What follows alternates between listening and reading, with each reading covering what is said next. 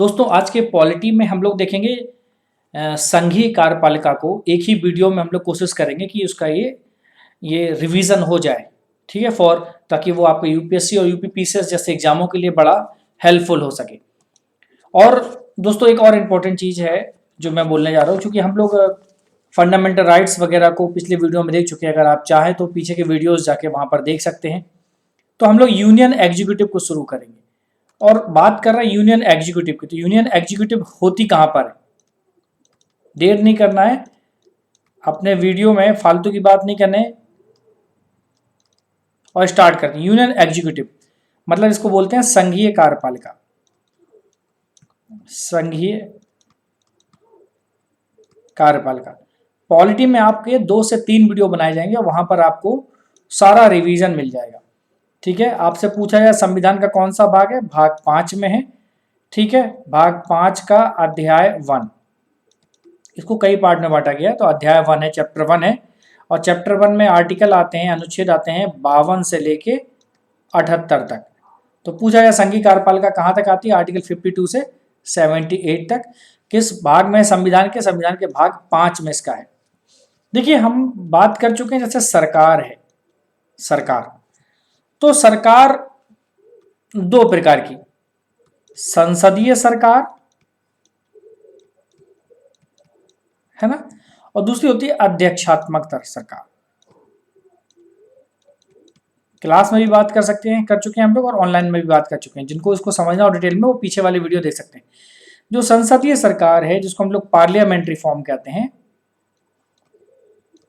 ठीक है, और जो अध्यक्षात्मक सरकार है, इसको हम प्रेसिडेंशियल कहते हैं, प्रेसिडेंशियल एग्जीक्यूटिव, ये भी एग्जीक्यूटिव। ठीक है, अब देखिए हम लोग अपने इंडिया की बात कर रहे हैं। भारत में क्या चीज है, भारत में जो राष्ट्रपति है, हम लोग राष्ट्रपति की बात करेंगे, ये कार्यपालिका और राष्ट्र का हेड होता है। ठीक है, तो राष्ट्रपति क्या है, ये औपचारिक प्रधान है, ये औपचारिक हेड होता है। हमारे यहाँ देखा जाए तो क्या है, औपचारिक हेड है। लेकिन हमारे यहाँ कलेक्टिव रिस्पॉन्सिबिलिटी दी गई, तो मतलब वास्तविक शक्तियां किसके पास हैं। क्वेश्चन आया कि भारत के संविधान में वास्तविक शक्तियां किसको दी हैं, तो आप बताएंगे मंत्री परिषद को दी गई।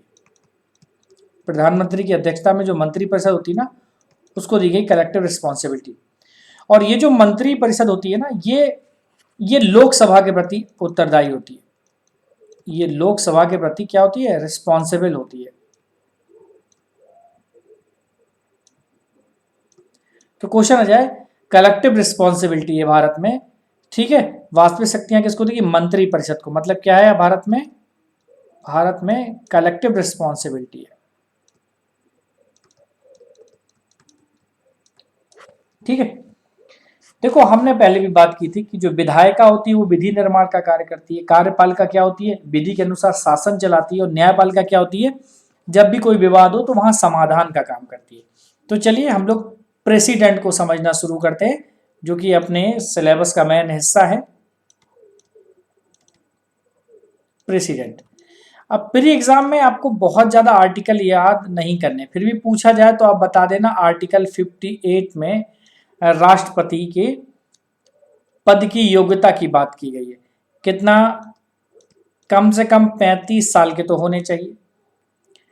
लोकसभा के सदस्य होने की, ठीक है, या निर्वाचित होने की क्षमता होनी चाहिए। सदस्य होने की योग्यता तो हो ही कम से कम। ठीक है, किसी लाभ के पद पर ना हो, पहली चीज।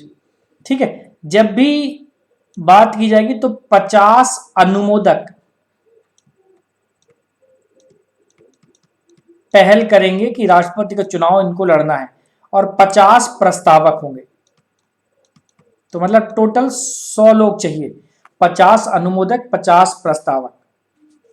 ठीक है, अगर वो संसद का सदस्य है, कोई सदस्य संसद का है, मतलब एमपी है, अगर वो मेंबर ऑफ पार्लियामेंट है, संसद का सदस्य है, तो निर्वाचन जिस तारीख को चुनाव होगा उसी तारीख से उसका पद खाली हो जाएगा। तो निर्वाचन की तिथि से वो एमपी नहीं रहेगा, तिथि से उसका पद रिक्त माना जाएगा। ठीक, ऑटोमेटिकली हो जाएगा। तो प्रेसिडेंट का री इलेक्शन हो सकता है। ठीक है, तो री इलेक्शन यहां हो सकता है। एक बड़ी इंपॉर्टेंट चीज है जो आपको याद रखनी है इसके लिए, कि जमानत राशि कहाँ कितनी होगी। ये जमानत राशि कहां पर जमा होती है, याद रखना। जमानत राशि होती है 15,000 रुपए। 15,000 रुपए की जमानत राशि यहां पर रखी जाती है। ठीक है, 15,000 रुपया की आरबीआई की होती है। कितने पे जमानत जब्त हो जाती है? अगर वैध मतों का 1/6 से कम भाग हो, 1/6 से कम मिलते हैं, तो आपकी जमानत राशि क्या हो जाएगी? ये 15,000 रुपए जब्त हो जाएंगे। ठीक है, अब हम लोग बात करते हैं टेन्योर की, या टर्म कितना होता है इसका। टर्म होता है 5 ईयर्स। ठीक है, 5 साल के लिए राष्ट्रपति को चुना जाता है। ये त्यागपत्र देकर अपने पद से हट सकते हैं। ठीक है, मतलब रिजाइन कर दें। ठीक है, या फिर संविधान का उल्लंघन कराओ। अगर संविधान का उल्लंघन कर रहे हैं, संविधान का वायोलेशन कर रहे हैं, ठीक है, तो इन पर महाभियोग चलाया जाएगा। तो क्या चलाया जाएगा इन पर महाभियोग चलाया जाएगा। पूछा जाए किस आर्टिकल के तहत चलाते हैं, तो आर्टिकल 61 के तहत चलाते हैं। ठीक है, नॉर्मली अगर अपना टेन्योर पूरा करता है तो नए उत्तराधिकारी के पद ग्रहण तक अपने पद पर रहता है। नए उत्तराधिकारी के पद ग्रहण तक अपने पद पर रहता है। ठीक है, अपना त्याग पत्र देगा तो किसको देगा? ये वाइस प्रेसिडेंट को देगा। ठीक है, तो वाइस प्रेसिडेंट उस समय उतने समय के लिए राष्ट्रपति बन जाता है। ठीक है, डेथ हो जाए अपने पद पर रहते हुए तो वो नहीं रह जाएगा। त्याग पत्र दे दे तो वो राष्ट्रपति नहीं रहेगा। महाभियोग चला जाए तो नहीं रहेगा। ठीक है, अब अगर पद रिक्त हो जाता है, पद जब रिक्त हो जाता है तो 6 मंथ के अंदर, 6 मंथ के अंदर क्या हो जाएंगे? आपको री इलेक्शन कराने होंगे, तो चुनाव दोबारा से कराने होंगे, और नया जो बनेगा उसका टर्म पूरा होगा। टर्म क्या होगा? 5 साल। ठीक है, तो बचे हुए कार्यकाल के लिए नहीं होता, बल्कि वो पूरा उसका कार्यकाल फिर वहां से नया शुरू हो जाता है। अब चलिए यहां तक समझा हमने। अब समझते हैं इसका इलेक्टोरल कॉलेज क्या होता है। इलेक्टोरल कॉलेज क्या क्या चीजें चाहिए जो इसके चुनाव के लिए आवश्यक है? सबसे पहले तो लोकसभा और राज्यसभा, ठीक है, इनके निर्वाचित सदस्य, मनोनीत सदस्य नहीं होंगे, इनके निर्वाचित सदस्य इसके चुनाव में भाग लेंगे। विधानसभाओं के निर्वाचित सदस्य भी भाग लेंगे, विधानसभाओं के भी निर्वाचित सदस्य इसके इलेक्शन में भाग लेंगे। ठीक है, 70वें संविधान के द्वारा, 17th अमेंडमेंट एक्ट था, कॉन्स्टिट्यूशनल अमेंडमेंट एक्ट, वहां पर यह प्रोविजन लाया गया जिसमें कहा गया कि दिल्ली और पौंडीचेरी, दिल्ली प्लस पौंडीचेरी की जो विधानसभाएं हैं, वो भी क्या करेंगी? अब इसके इलेक्शन में भाग लेंगी। ठीक है, मनोनीत सदस्य कहीं के भी हों, वो इस इलेक्टोरल कॉलेज का पार्ट नहीं होते। ठीक है, अप्रत्यक्ष निर्वाचन होता है, जनता नहीं भाग लेती, उनके निर्वाचित प्रतिनिधि इसमें भाग लेते हैं। अप्रत्यक्ष निर्वाचन होता है इसमें।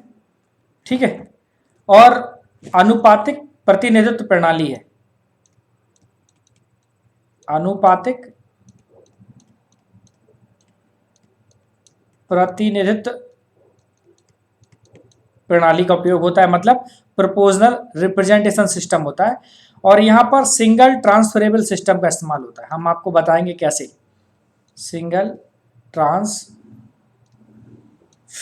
सिस्टम का इस्तेमाल हो रहा है, ठीक है। अब सिंगल ट्रांसफरेबल सिस्टम कैसे काम करता है इसको समझिए। जैसे 4 कैंडिडेट खड़े हुए हैं, ए बी सी और डी, ठीक है। तो आपकी पहली चॉइस ये है, दूसरी चॉइस मान लीजिए ये है, तीसरी चॉइस ये है, चौथी चॉइस ये है, ठीक है।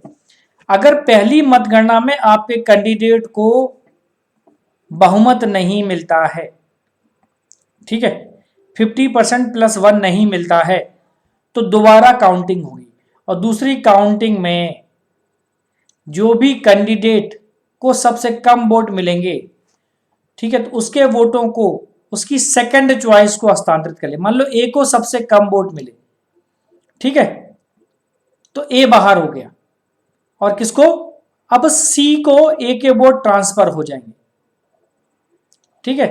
मान लो किसी बंदे ने ए को वोट दिया था और उसकी सेकंड चॉइस थी सी, तो उसको ट्रांसफर हो जाएंगे। किसी बंदे ने ए को फर्स्ट चॉइस में रखा था, उसकी सेकंड चॉइस थी बी, तो उसको ट्रांसफर हो जाएंगे। ये ट्रांसफरेबल सिस्टम है, ठीक है। देखो कैसे मत मूल्य निकाला जाता है। इसमें मत मूल्य निकालना हो अगर आपको विधानसभा के सदस्यों का, विधानसभा का कैसे निकालोगे, टोटल जनसंख्या उस विधानसभा की और वहां पर कुल कितने निर्वाचित सदस्य हैं, कुल निर्वाचित सदस्य, मान लो यूपी की जो जनसंख्या और वहां के कुल निर्वाचित सदस्य, ठीक है, इंटू 1000 नीचे रहेगा, ठीक है। अब अगर मत मूल्य निकालना हो संसद के सदस्य का, तो कैसे निकलेगा, सभी राज्यों के विधानसभा सदस्यों का मत मूल्य जो यहां से निकाला गया है, ऑब्लिक संसद के दोनों सदनों के निर्वाचित सदस्य, दोनों सदनों के निर्वाचित सदस्य। तो इससे एक सांसद का मत मूल्य निकल आया इस वाली कंडीशन से, और इस वाली कंडीशन से विधानसभा मतलब एमएलए के का एक एमएलए का मत मूल्य निकल आया, ठीक है। तो मोटा मोटा अपन ने ये समझा। चलो अब हम लोग शपथ की बात करते हैं, क्योंकि रिवीजन है तो बहुत ज्यादा डिटेल में नहीं देखना अपन को, बस जल्दी। शपथ कौन कराएगा, सीजेआई। ये नहीं हुआ तो सीनियर मोस्ट जज। मान लो किसी सिलसिले में बाहर है तो क्या होगा, शपथ में होता क्या है, शपथ किस चीज की होती है, कॉन्स्टिट्यूशन को प्रिजर्व करने की, जो इसकी ओथ होती है, शपथ होती है, इसमें कौन कौन से वर्ड होते हैं कि कॉन्स्टिट्यूशन को हम लोग प्रिजर्व करेंगे, प्रोटेक्ट करूंगा, डिफेंड करूंगा मतलब प्रतिरक्षण करूंगा, और डिवोट रहूंगा, डिवोटी रहूंगा कॉन्स्टिट्यूशन के प्रति, सेवा या कल्याण के भाव से काम करूंगा, ठीक है। तो शपथ में ये वर्ड इंपॉर्टेंट है, ठीक है। अच्छा सैलरी कितनी होती है, भारत में वेतन बड़ा इंपॉर्टेंट है, ठीक है। तो शपथ कितनी होती है, इस समय तो 5 लाख है, ठीक है। कहां से मिलती है, भारत की संचित निधि से दी जाती है, ठीक है। इस पर इनकम टैक्स लगता है कि नहीं लगता है, राष्ट्र का प्रमुख है तो इनकम टैक्स नहीं लगता, इस पर इनकम टैक्स नहीं लगता, ठीक है। और भत्ते इसके कम नहीं होते, भत्ते कम नहीं होते जब तक कि वो अपने पद पर है, ठीक है। इतने समझ लीजिए। चलो अब महाभियोग की बात कर लेते हैं। हमने बात की थी हटाने के लिए, महाभियोग भी लगाते हैं। आर्टिकल 61 में महाभियोग का प्रोविजन है, ठीक है। ये क्वेश्चन बनता है इस बार, संभावना है। किस बेस पे लगेगा, वायलेशन ऑफ कॉन्स्टिट्यूशन, क्योंकि अमेरिका के पूर्व राष्ट्रपति ट्रंप पर 2 बार महाभियोग की बात हुई, तो अमेरिकी इतिहास में वो पहले राष्ट्रपति हैं, उन पर 2 बार बात हुई है, तो हो सकता है कि महाभियोग की टर्मिनोलॉजी को भारत के संदर्भ में पूछ लिया जाए।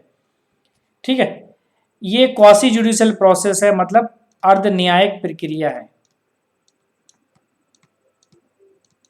ठीक है, जिस राष्ट्रपति के ऊपर चलाना उसे 14 दिन पूर्व सूचना देनी है, 14 दिन पूर्व सूचना देनी होगी राष्ट्रपति को, भैया हम तुम्हारे ऊपर चलाने जा रहे हैं। जब चलाना है तो 1/4 सदस्यों के हस्ताक्षर होने चाहिए। ठीक है, ये प्रपोजल जाएगा 1/4 सदस्यों के हस्ताक्षर से, फिर 2/3 बहुमत से पारित होगा। ठीक है, पारित होने के बाद मान लो ये लोकसभा में पारित हो गया, तो नेक्स्ट क्या है, राज्यसभा इसको जांचेगा। अगर राज्यसभा में पारित हो गया तो लोकसभा जांचेगा। ये डिपेंड करता है कि कहां पर पहले पारित हो रहा है। ठीक है, तो अगला सदन जांचेगा, जांच करेगा, तो वहां पर कौन होगा, उस सदन में जाके राष्ट्रपति अपना पक्ष रख सकता है, वो या तो खुद जाएगा या प्रतिनिधि भेजेगा के द्वारा वो स्पष्टीकरण मांगा जाएगा। तो वो क्या करेगा, खुद या फिर अपने प्रतिनिधि के द्वारा क्या करेगा, स्पष्टीकरण वहां पर देगा, उस सदन में पेश होगा, जो दूसरा सदन होगा उसमें जाएगा, वहां पर वो स्पष्टीकरण देगा। और अगर ये दूसरे सदन में भी पास हो जाता है 2/3 बहुमत से, ठीक है, तो बस यहीं से राष्ट्रपति पद मुक्त हो जाता है, यहीं से राष्ट्रपति का पद रिक्त हो जाता है। ठीक है, चुनाव के संबंधित जो भी विवाद होंगे, इसके चुनाव से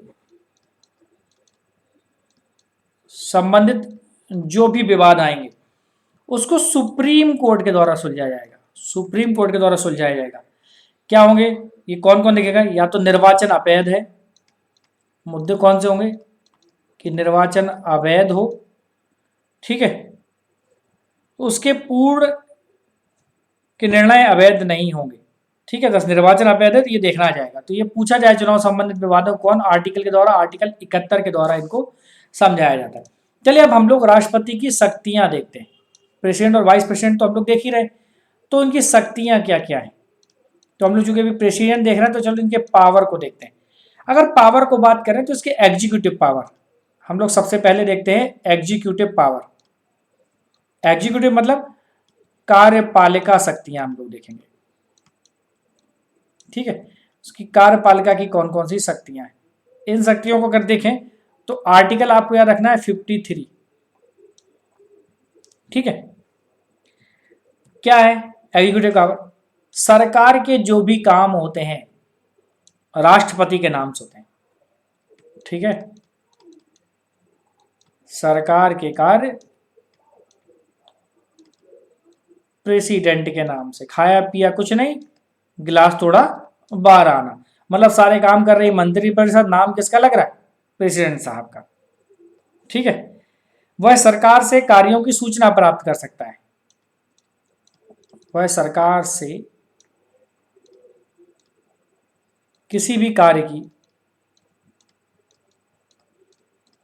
की सूचना प्राप्त कर सकता है। वैसे समय समय प्रधानमंत्री सूचना देता रहता है। ठीक है, तो ये किससे प्राप्त करेगा, ये मोस्टली पीएम से ही होता है, पीएम साहब ही वो सूचना देने का काम करते हैं। ठीक है, काम कैसे करता है, कार्यपालिका शक्ति उपयोग कैसे करता है, मंत्री परिषद की सलाह से। अच्छा, सलाह बाध्यकारी है, अगर सलाह का नेचर पूछा जाए, सलाह कैसी है, तो ये बाध्यकारी प्रकार की है। ठीक है, अच्छा, अब ये किस किस को पदच्युत कर सकता है, पदच्युत करने का अधिकार भी है ऐसे, मतलब पद से हटाने का अधिकार। तो किस किस को हटा सकता है, संघ के मंत्री को हटा सकता है कि भैया आप हटो, दूसरे साहब आएंगे। ठीक है, राज्यपालों को हटा सकता है, ठीक है, सारे डिसीजन कौन लेगी? कैबिनेट। मतलब कुल मिला के आप समझ लेना कि पीएम प्रधानमंत्री साहब लेते हैं, लेकिन एग्जाम में आपको मंत्री परिषद ही लगानी है, महान्यायवादी को भी हटा सकता है। तो 3 आप याद कर लेना, आने हैं इस पे क्वेश्चन। अटॉर्नी जनरल कहते हैं इसको, ठीक है। महान्यायवादी सरकार का वकील होता है, संघ के मंत्रियों को हटा सकता है, राज्यपाल को हटा सकता है, महान्यायवादी को हटा सकता है। मतलब अटॉर्नी जनरल को वो क्या कर सकता है कि भैया अब यार आपका काम पसंद नहीं आ रहा, अब आप निकल लो, ठीक है। ये तो एग्जीक्यूटिव पावर हो गई। इसी की एक दूसरी पावर भी है, नेक्स्ट स्लाइड में हम लोग देख लेते हैं। स्लाइड सेलेक्ट कर ले भैया। अब देखिए, जो दूसरी शक्तियां उसको कहते हैं विधायी शक्तियां। राष्ट्रपति के पास अपनी भैया विधायी शक्तियां भी हैं। विधायी शक्तियों को क्या बोलते हैं? लेजिस्लेटिव पावर है, ठीक है। अब इनको समझिए, लेजिस्लेटिव पावर को हम लोग समझने की कोशिश करते हैं। देखो, संसद का गठन कैसे होता है अगर कोई पूछे आपको, तो संसद के गठन में कौन कौन है भैया? लोकसभा है प्लस राज्यसभा है प्लस प्रेसिडेंट है। तो संसद किनसे बनती है? लोकसभा, राज्यसभा और प्रेसिडेंट से बनती है, ठीक है। विधायी शक्तियां हो गई, मैं बात कर रहे थे हम लोग। अब राष्ट्रपति क्या कर सकता है? अधिवेशन बुलाता है, अधिवेशन को बुलाना, अधिवेशन को समाप्त करना, घोषणा कर सकता है कि अधिवेशन समाप्त हुआ, ठीक है। अधिवेशनों के बीच में, 2 अधिवेशनों के बीच में 6 माह से अधिक का गैप नहीं, 6 माह से अधिक का गैप नहीं, ठीक है। और क्या कर सकता है विधायी शक्तियों में? लोकसभा को भंग कर सकता है, भंग कर दी और क्या कर दिया? दोबारा चुनाव में चलते हैं, ठीक है। ज्वाइंट सेशन बुला सकता है, संयुक्त बैठक, ज्वाइंट सेशन। ज्वाइंट सेशन समझ गए? कोई भी साधारण विधेयक में अगर कोई विवाद है तो सिर्फ साधारण विधेयक पे बुलाया जाएगा, क्योंकि मनी बिल जो होता है वो सिर्फ लोकसभा में पास होता है। संविधान संशोधन बिल भी दोनों सदनों में अलग अलग पास होना जरूरी है, ठीक है। तो ज्वाइंट सेशन मतलब साधारण विधेयक पर अगर मतभेद है तो लोकसभा प्लस राज्यसभा का ज्वाइंट सेशन आएगा, और इसका चेयर कौन करेगा? इसको चेयर कौन करेगा? लोकसभा स्पीकर। इसको चेयरमैन कौन होगा ज्वाइंट सेशन का? लोकसभा का स्पीकर ही ज्वाइंट सेशन को चेयर करेगा, ठीक है। ज्वाइंट सेशन बुलाएगा तो ज्वाइंट अभिभाषण भी कर सकता है। जब दोनों सदन शुरू होते हैं, सत्र शुरू होता है, तो दोनों सदनों का संयुक्त अभिभाषण करता है, मोस्टली अलग अलग नहीं जाता, ठीक है। इसके अलावा 2 एंग्लो इंडियन सदस्यों की नियुक्ति का अधिकार है, 2 एंग्लो इंडियन की नियुक्ति कहां पर? लोकसभा में, लोकसभा में। अब ये समाप्त करा जा रहा है प्रोविजन। अब जो इलेक्शन होंगे उसमें ये 2 सीटें नहीं होंगी, अब 2 लोगों को मनोनीत नहीं किया जाएगा, ठीक है। और क्या अधिकार है इसको? राज्यसभा में 12 लोगों को मनोनीत करने का, ठीक है। वो कौन कौन से सब्जेक्ट से होने चाहिए जिन 12 सदस्यों को? वो साहित्य के फील्ड से हो, विज्ञान के फील्ड से हो, कला की फील्ड से हो, या फिर समाज सेवा से हो। इतनी चीजों से जुड़े हो तो इन 12 सदस्यों को वो राष्ट्रपति राज्यसभा में मनोनीत करता है, ठीक है। एक और काम करता है, 2 विधेयक छोड़ दो, धन विधेयक, ठीक है, और संविधान संशोधन विधेयक,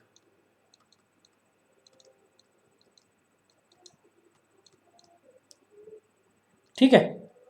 इनको छोड़कर, इन दोनों को छोड़कर अन्य विधेयक जो भी होंगे, मतलब साधारण विधेयक समझ लो, अन्य विधेयकों को पुनर्विचार के लिए लौटा सकता है कि भैया सुनो, इस पर दोबारा विचार कर लो,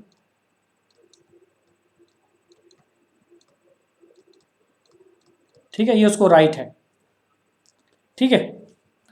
अब अगर फिर दोबारा भेज दिया लोकसभा ने या राज्यसभा ने, तो बाद में से सहमति देनी होगी, याद रखना।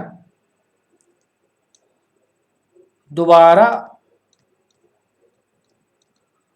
वापस आने पर सहमति देनी होती है।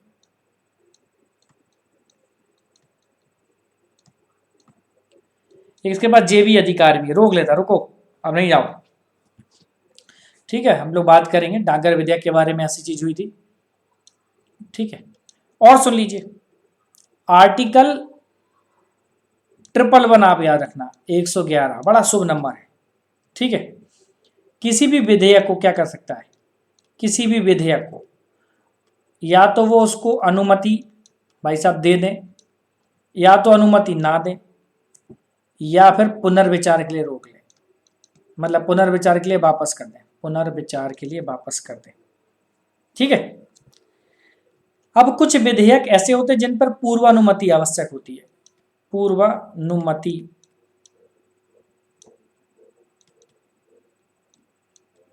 आवश्यक है कुछ विधेयकों के केस में। जैसे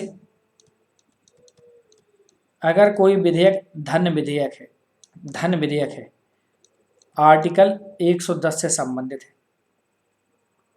ठीक है, नए राज्यों का निर्माण करना हो, या फिर नाम में या फिर सीमा में परिवर्तन करना हो, ऐसे विधेयक उसकी पूर्व अनुमति से ही पेश किए जाते हैं। ठीक है, कुछ खर्चे हों, कुछ ऐसे व्यय हों जो संचित निधि पर भारित हों, पहले ही पूछ लेंगे, जो संचित निधि पर भारित हो। कोई भूमि अधिग्रहण बिल हो,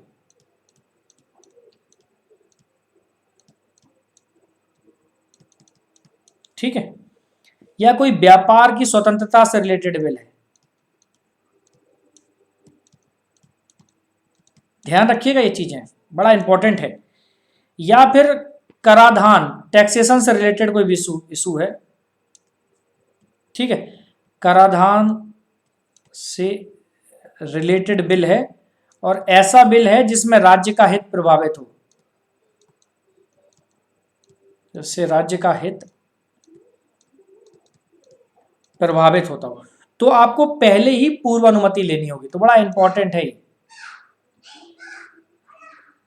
ठीक है, आजकल मल्टीपल ऑप्शन में ऐसे क्वेश्चंस पूछ रहे हैं, तो याद रखिएगा। अब हम लोग बात करते हैं ऑर्डिनेंस, उसको ऑर्डिनेंस की भी पावर है। ऑर्डिनेंस मतलब अध्यादेश। ठीक है, उसको अध्यादेश देने की पावर है। ऑर्डिनेंस वो 123 के तहत जारी करता है। ऑर्डिनेंस एक प्रकार का कानून है। पूछते क्या ये विवेकीय शक्ति? नहीं, ये डिस्क्रिशनरी पावर नहीं है। क्या नहीं है?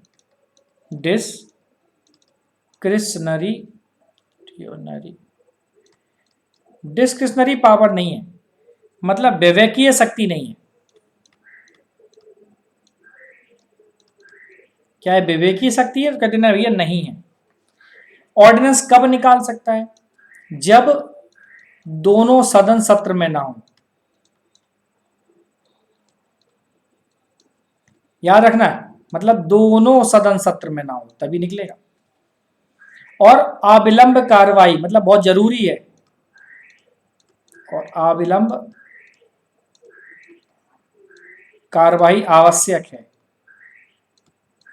या जरूरी है। तो क्या हो जाएगा? तो ऑर्डिनेंस जारी कर सकती है सरकार। ठीक है, राष्ट्रपति के नाम से जारी किया जाएगा। लेकिन संसद शुरू होने के 6 सप्ताह में,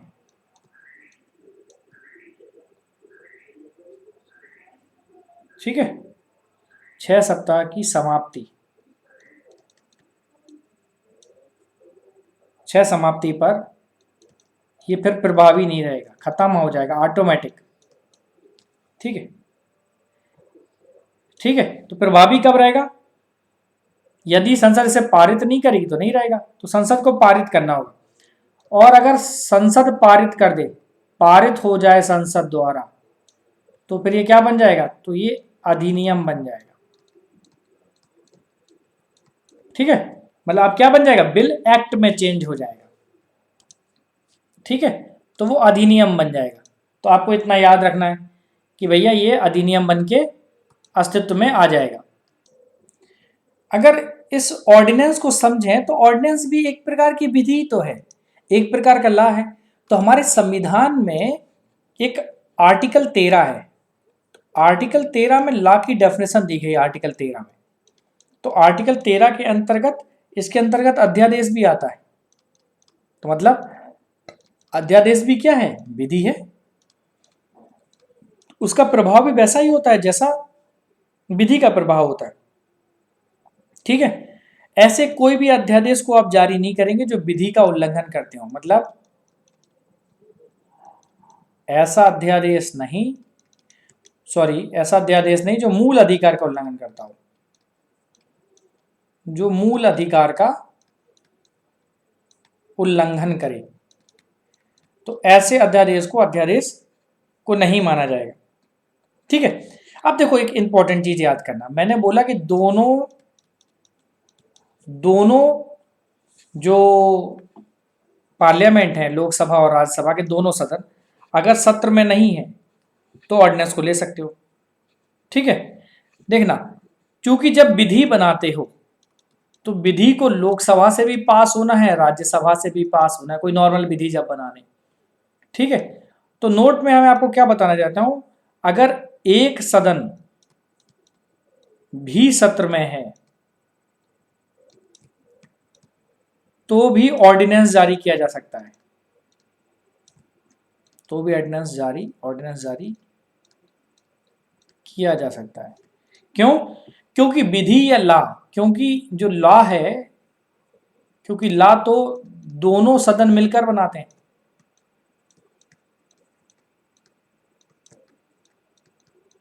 ठीक है, तो यहां कंफ्यूजन नहीं होना चाहिए, क्वेश्चन किसी भी हिसाब से गलत नहीं होना चाहिए। तो चलिए अब हम लोग देखेंगे जुडिशियल पावर को, जुडिशियल पावर। चलिए जुडिशियल पावर्स को समझ लेते हैं। ठीक है, आपने एक आर्टिकल 50 याद करना। आर्टिकल 50 क्या कहता है, ये कहता है कि जो न्यायपालिका है और जो कार्यपालिका है, जुडिशियरी है और जो एग्जीक्यूटिव है, इनका क्या हो, इनका सेपरेशन होना चाहिए,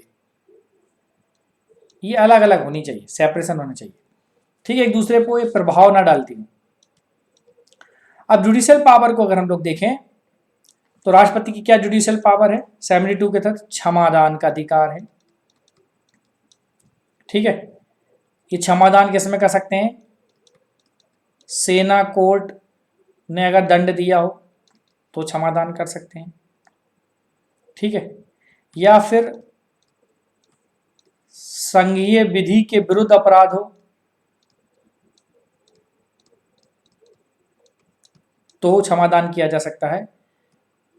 किसी को मृत्यु दंड दिया गया हो तो भी राष्ट्रपति क्षमादान कर सकता है। ध्यान रखना, किसी को मृत्यु दंड दिया हो तो क्षमादान कर सकता है। अब ये किस किस प्रकार का क्षमादान कर सकता है, ठीक है, चलो हम लोग बात कर लेते हैं। कहीं पर कहते हैं क्षमा कर रहा है, किसी दंड से क्षमा कर रहा है, मतलब पार्डोन्स, तो इसका मतलब होता है उस दंड से पूर्णतः मुक्ति, क्या मिल गई, पूर्णतः मुक्ति मिल गई। अगर कहा जाए प्रविलंब, वर्डिंग को गौर करिएगा, प्रविलंब, ठीक है, इंग्लिश में बोलते हैं रिप्राइव्स, मतलब अस्थायी निलंबन हुआ है। ठीक है, मतलब कह सकते हो थोड़ी देर के लिए रोक लग गई है। परिहार, अगर किसी दंड का राष्ट्रपति ने परिहार कर दिया, परिहार का मतलब था रेमिशन, REMISSION, रेमिशन कर दिया, मतलब जैसे कहा गया किसी को सश्रम कारावास दिया जाता 10 साल का, तो क्या करोगे, प्रकृति नहीं बदलोगे, मतलब शास्त्रम रहेगा लेकिन 10 साल की जगह 5 साल कर सकते हो। ठीक है, तो प्रकृति में, दंड की प्रकृति में परिवर्तन के बिना दंड की मात्रा कम कर दी जाए। कठोर कारावास था, शास्त्रम कारावास था 10 साल का, कर दिया 8 साल का, 5 साल का। तो प्रकृति में परिवर्तन नहीं किया, मतलब कठोर रहा। ठीक है, शास्त्रम था, दंड की मात्रा कम कर दी, 10 साल था उसको 5 साल कर दी, 8 साल कर दी। ऐसे एक होता है लघुकरण, लघुकरण इसको कम्यूट कहते हैं, COMMUT, कम्यूट।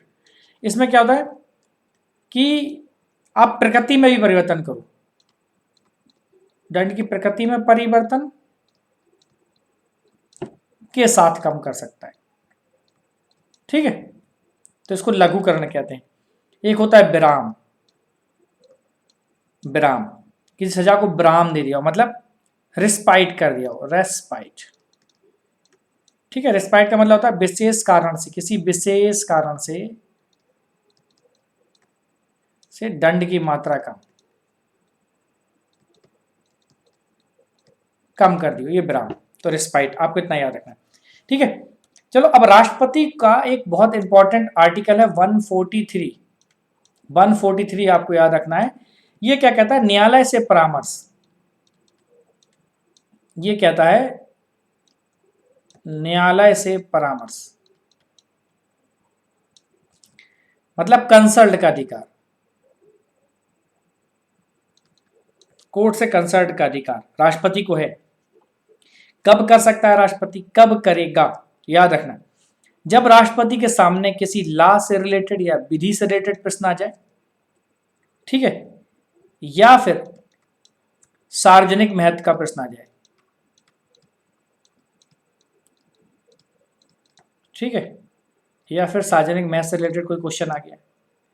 ठीक है, और उसको ऐसा लगता है कि इस पर सुप्रीम कोर्ट की राय प्राप्त करना जरूरी है।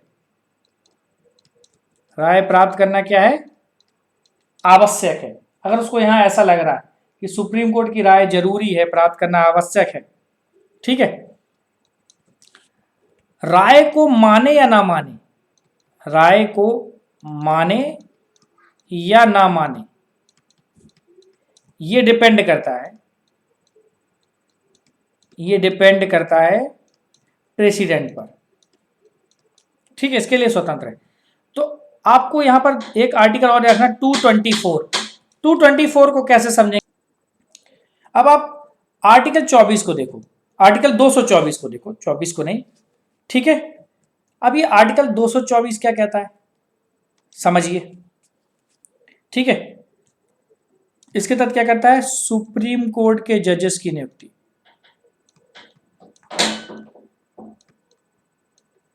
ठीक है, तो ये क्या कर रहा है, सुप्रीम कोर्ट के जजेस की। अगर आर्टिकल, एक और आर्टिकल बड़ा इंपॉर्टेंट है 217, अगर 217 के देखें तो फिर हाई कोर्ट के जजेस की नियुक्ति और ट्रांसफर इसी में आ जाते हैं ना, नियुक्ति भी स्थानांतरण भी। चलिए अब हम लोग समझते हैं राष्ट्रपति की फाइनेंशियल पावर कौन कौन सी है। ठीक है, राष्ट्रपति को ऐसे कौन कौन सी पावर है जिनके तहत उसको फाइनेंशियल पावर दी गई है, तो चलिए देखते हैं। राष्ट्रपति की विधायी शक्ति है, या जिनको हम लोग क्या कहते हैं, फाइनेंशियल पावर। ओके, विधायी शक्तियों में क्या क्या आता है, जैसे प्रत्येक वर्ष आय व्यय का विवरण, इसके नाम से ही सदन में रखा जाएगा। ठीक है, धन विधेयक या वित्त विधेयक, इसकी अनुमति से ही, इसकी अनुमति से पेश होंगे।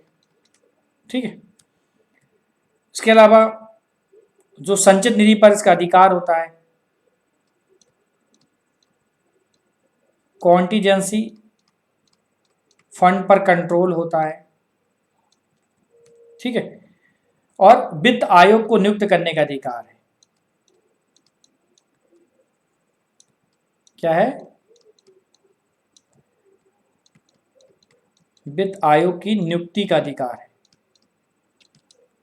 ठीक है, ये विधायी शक्तियों के 4 बड़े इंपॉर्टेंट क्वेश्चन हैं, यहां से चारों बनते हैं, तो आपको बस याद रखना है, इससे बात कोई गलत नहीं होने जा रहा।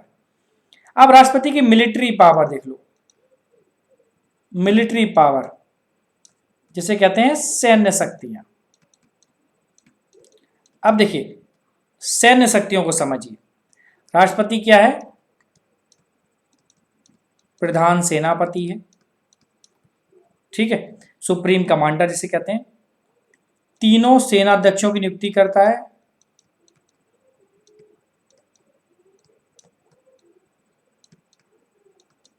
ठीक है,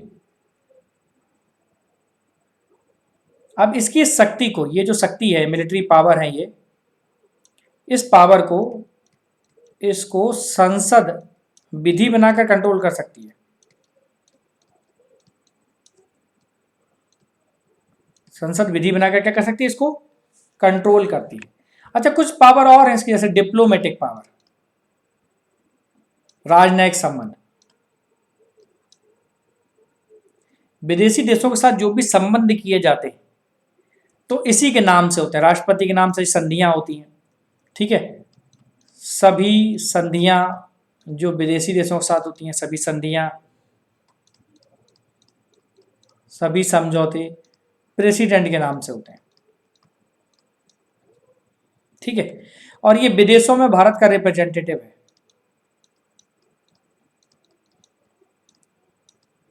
विदेशों में भारत का क्या है?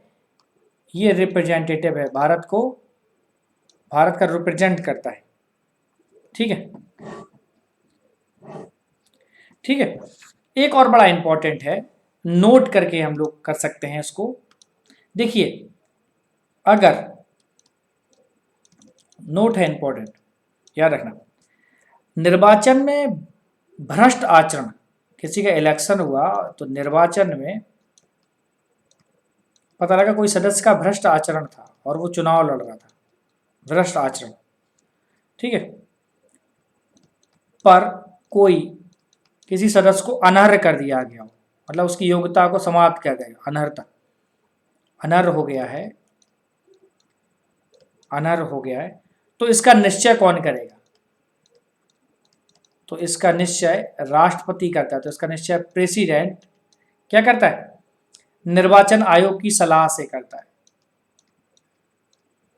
निर्वाचन आयोग की राय से प्रेसिडेंट करता है। ठीक है, अब चलिए हम लोग देख लेते हैं इमरजेंसी पावर, प्रेसिडेंट की आपातकालीन शक्तियां। 352 आपको याद होगा आर्टिकल, क्या कहता है? ये नेशनल इमरजेंसी की बात करता है, नेशनल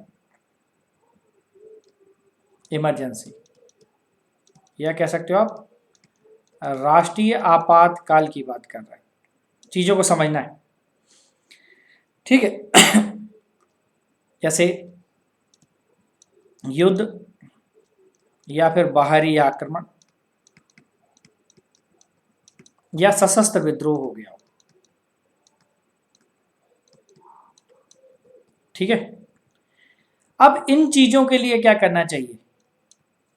मंत्रिमंडल की लिखित सहमति चाहिए। इस आर्टिकल को लगाने के, लागू करने के लिए क्या चाहिए? इसको लागू करने के लिए क्या चाहिए? मंत्रिमंडल की लिखित सहमति। ठीक है, और सहमति मिल गई तो 1 महीने बाद, 1 माह में संसद का अनुमोदन चाहिए।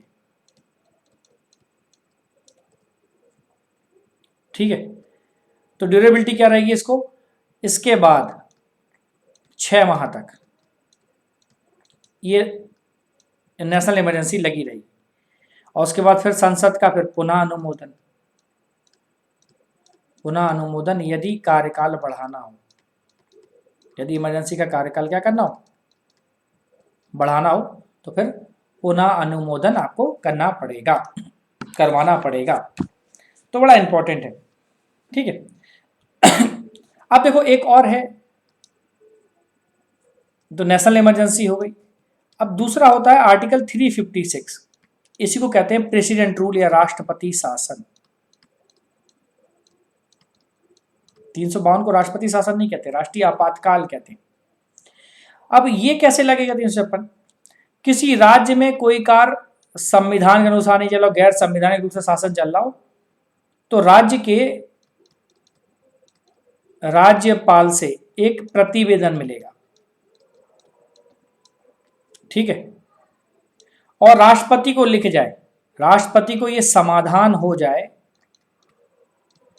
और राष्ट्रपति को समाधान हो जाए कि संविधान का उल्लंघन हुआ है। क्या हुआ है?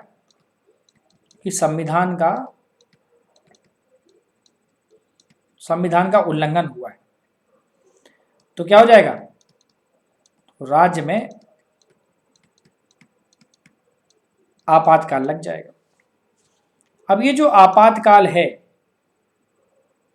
इसकी स्वीकृति वहां पर 1 महीने में थी, इसकी स्वीकृति 2 माह में संसद के द्वारा मिल जाए, ठीक है।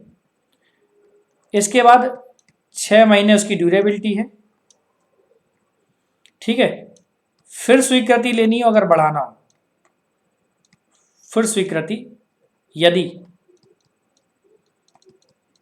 यदि बढ़ाना हो, ऐसा 3 साल तक कर सकते हो, ऐसा 3 वर्ष तक किया जा सकता है, इससे अधिक नहीं। इसके बाद आपको इलेक्शन कराना पड़ेगा, इससे अधिक नहीं कर सकते, ठीक है। अब एक होता है 360, 360 को समझिए। आर्टिकल 360 है वित्तीय आपातकाल, ठीक है। अब वित्तीय आपातकाल को अगर अपन समझना चाहते हैं तो समझिए, इसका टेन्योर है 2 माह तक, 2 माह तक, ठीक है। इसके बाद संसद का अनुमोदन, ठीक है। फिर बढ़ाना चाहते हो तो फिर संसद का अनुमोदन, ठीक है। अब हम लोग समझते हैं वाइस प्रेसिडेंट को।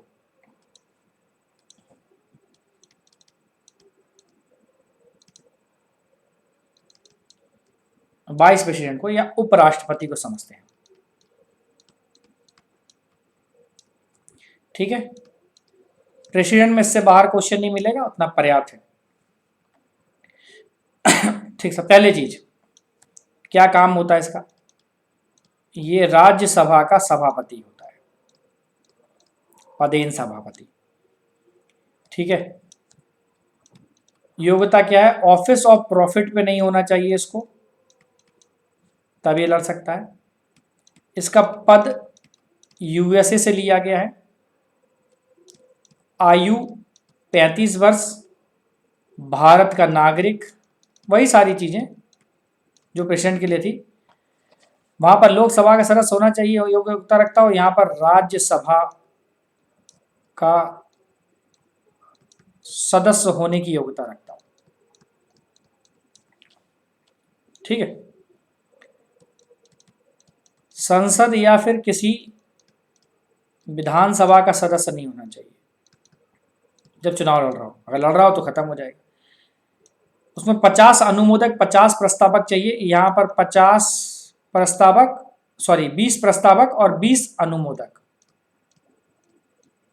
याद रखिएगा। जमानत राशि 15,000 जमानत राशि है, बिल्कुल वही जितनी राष्ट्रपति की थी।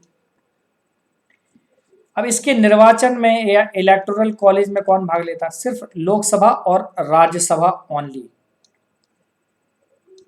ठीक है। एक और इंपॉर्टेंट चीज है, वहां मनोनीत सदस्य नहीं भाग लेते थे, यहां पर मनोनीत सदस्य भी भाग लेते हैं,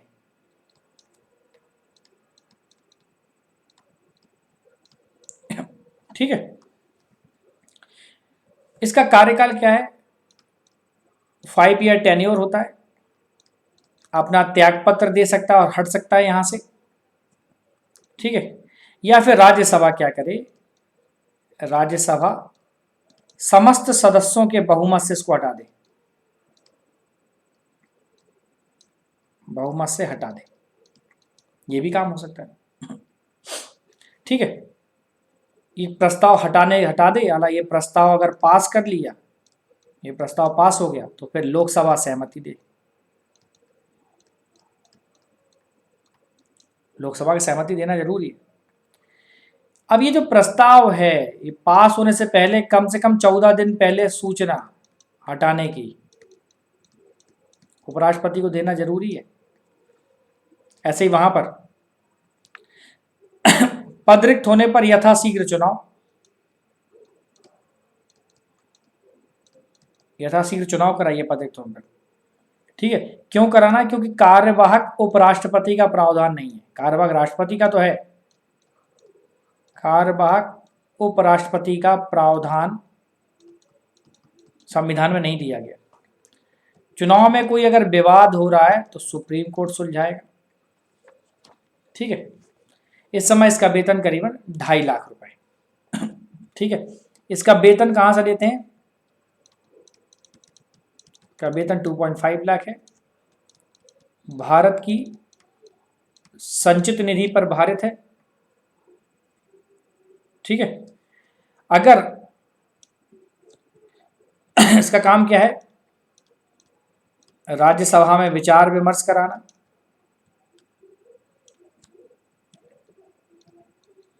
कार्य सभापति का कार्य करता है ना, तो कार्य क्या है? विचार विमर्श कराना। अगर राज्यसभा में किसी मुद्दे पर मतदान में बराबर वोट हैं तो कास्टिंग वोट डालना, तो निर्णायक मत देना, तो निर्णायक मत देने का इसको राइट दिया गया। राष्ट्रपति को ये राइट नहीं दिया जाता। ठीक है, इन दोनों को, प्रेसिडेंट और एंड वाइस प्रेसिडेंट को, इन दोनों को कुछ इम्यूनिटीज मिलती हैं। इम्यूनिटीज कह सकते हो, प्रिविलेजेस कह सकते हो, इम्यूनिटीज और प्रिविलेजेस मिलते हैं। जैसे अपने पद पर रहते हुए जो वो पदीय कर्तव्यों का पालन करेगा, पदीय कर्तव्य, इसके लिए वो न्यायालय में उत्तरदायी नहीं है।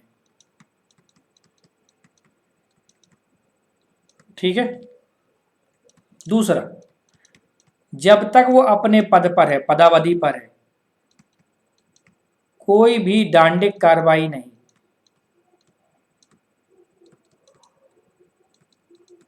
ठीक है, कोई भी डांडिक कार्रवाई नहीं, कोई भी गिरफ्तारी नहीं, और कोई भी कारावास नहीं, ये सब उसको नहीं कराया जाएगा। है, अगर उसने कोई व्यक्तिगत, अगर कोई व्यक्तिगत हैसियत से, व्यक्तिगत हैसियत से कोई कार्य किया है, कोई कार्य किया है जो जो गैर कानूनी हो, तो कार्रवाई होगी, तो कार्रवाई हो सकती है, लेकिन सूचना 2 माह पूर्व।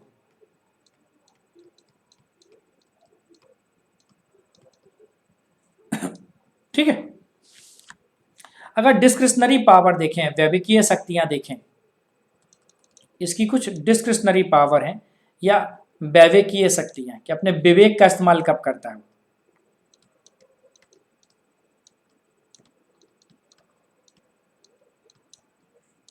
ठीक है, जैसे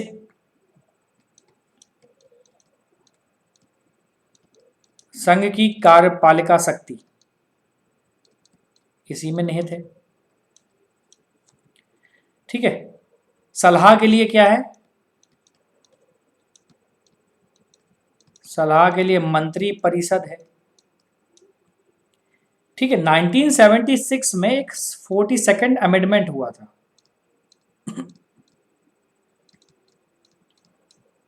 ठीक है, इसके अनुसार क्या है? सलाह के अनुसार कार्य करेगा। ये इसी लेके आया गया था 42वां अमेंडमेंट 1976, क्योंकि नेहरू जी के समय में राजेंद्र प्रसाद और नेहरू जी में कई बार इन मुद्दों को लेकर टकराए हुए थे। ठीक है, किसी सलाह को पुनर्विचार के लिए लौटा सकता है। ठीक है, क्वेश्चन पूछा एग्जीक्यूटिव का हेड है क्या?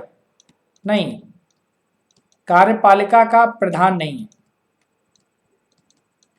कार्यपालिका का प्रधान कौन होता है? रियल में तो प्राइम मिनिस्टर होता है। ठीक है, ब्रोकन मैंडेट, अगर किसी को ब्रोकन मैंडेट मिला, क्लियर किसी को वोट नहीं मिले हैं, खंडित जनादेश है, क्लियर जनादेश नहीं मिला है, ब्रोकन मैंडेट को खंडित जनादेश कहते हैं। इस स्थिति में पीएम की नियुक्ति में अपने विवेक का इस्तेमाल करेगा। पीएम की नियुक्ति में अपने विवेक का इस्तेमाल। तो डिस्क्रिशनरी पावर किसकी है? ये प्रेसिडेंट की अपन लोग बात कर रहे हैं। ठीक है, अगर पीएम का निधन हो जाता है, ठीक है, पीएम साहब की डेथ हो जाती है, तब क्या करेगा? अगर पीएम की डेथ हो जाए, निधन हो जाए, ठीक है, इस केस में अगर सत्ताधारी दल अपना नेता नहीं चुनता है, ठीक है, तो वह विवेक से किसी को पीएम नियुक्त कर सकता है। बाद में वो अपना लोकसभा में अपना बहुमत प्रूव करेगा। ठीक है, ठीक है, अगर मंत्री परिषद ने अपना विश्वास खो दिया, ठीक है, और त्यागपत्र नहीं दे रहा, विश्वास खोने के बाद भी त्यागपत्र नहीं दिया, तो वह मंत्री परिषद को बर्खास्त कर सकता है। तो वह मंत्री परिषद को क्या करेगा? बर्खास्त कर सकता है। एक इसको पॉकेट वीटो का राइट दिया गया है। कोई भी विधेयक जो साधारण विधेयक है, अगर उसके पास भेजा जाता है और वो उस पर अपनी सहमति ना दे, या तो दे, ना दे, या फिर पॉकेट में डाल ले, तो वो ना दे रहा, ना मना भी नहीं कर रहा और दे भी नहीं रहा, ठीक है, तो उसको जेब में डाल ले। ऐसा हुआ था, ठीक है, तो ऐसा डाकघर विधेयक के संबंध में हुआ था।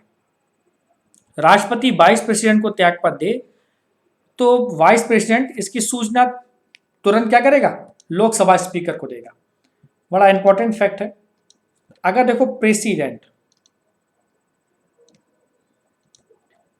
त्यागपत्र देगा तो किसको देगा? वाइस प्रेसिडेंट साहब को देगा। तो वाइस प्रेसिडेंट क्या करेगा?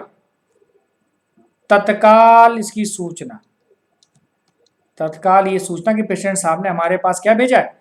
अपना इस्तीफा भेजा, तो इसकी सूचना किसको देगा? लोकसभा स्पीकर को देगा।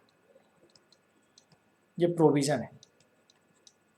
ठीक है, तो यहां तक हम लोग ने राष्ट्रपति और उपराष्ट्रपति को जाना। अगले पार्ट में हम लोग जानेंगे संघीय मंत्री परिषद को, ठीक है, यूनियन काउंसिल ऑफ मिनिस्टर को। तो एक वीडियो में हम लोग यूनियन काउंसिल ऑफ मिनिस्टर और पार्लियामेंट इनको कंप्लीट करेंगे तेजी के साथ। ठीक है, तो पार्लियामेंट में हम लोग पूरी पार्लियामेंट देखेंगे, उसके पावर जानेंगे, पार्लियामेंट्री प्रिविलेजेस देखेंगे, और उसी वीडियो में हम लोग सोच रहे हैं कि जुडिशरी कर लेंगे या फिर नेक्स्ट वीडियो में जुडिशरी कर लेंगे।